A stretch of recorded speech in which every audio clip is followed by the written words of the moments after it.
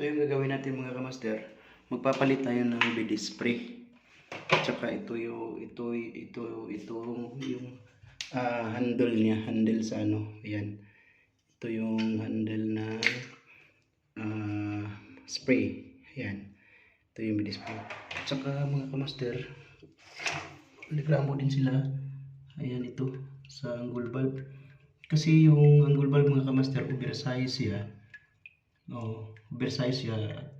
Yung 1/2 na flexible hose, kapag higpitan natin mabuti, hindi siya kasya kasi oversize yung nila, yung angle bulb. Kaya siguro magpalit tayo, or angle bulb ba ang problema nito, or flexible hose. Okay, so gawin na lang natin mga kamaster, kasi mahal kasi yung angle bulb. Ito na lang flexible hose, papalitan na lang natin ng flexible hose.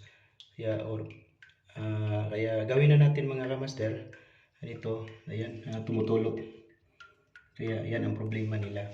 So kasi si Ma'am Ann, ayaw kasi niya na basa yung yung toilet niya, kasi baka madulas or something like that, or sometimes mga kamaster.